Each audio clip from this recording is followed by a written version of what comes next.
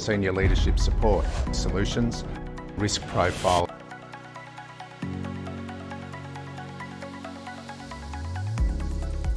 One of the key things is actually to support the whole process. I guess all these initiatives, we need to have that senior leadership support.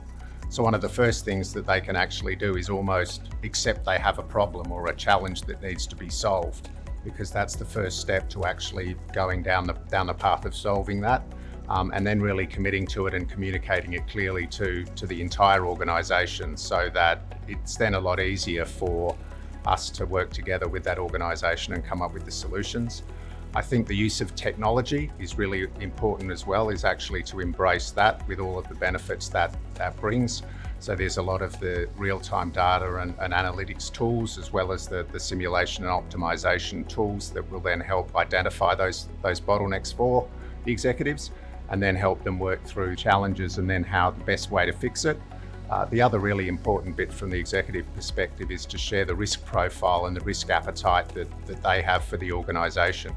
They're certainly best placed to understand all of the trade-offs that they're dealing with at the C-suite, and then they can provide that to us to incorporate into our modelling and analysis work to make sure that the tool that they're provided with actually helps them make those appropriate trade-offs.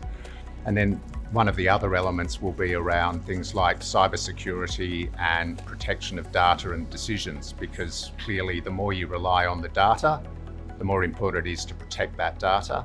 And I think that's an area we're starting to see a lot of effort go into, and certainly there's a lot of external parties that potentially can come into play around that.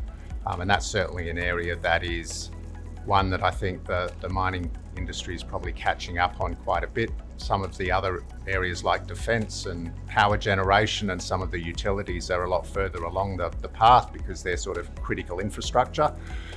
And mining now, I think, is coming up the curve there, and can look to do that. So I think there's a lot of co-commitments that an organisation will need to make, and that senior exec is going to need to be able to push those in parallel with the digital technology that's helping them actually remove the bottlenecks, because without some of the other stuff going hand in hand, the improvements are at risk. So it isn't just a one-stop shop. It really is going to be a program of work that'll take some significant commitment and resources to carry out. So if they're really committed to that high-level change and optimisation, it's not just, I'll spend a bit of money on a tool, I'll get the tool and magic will happen.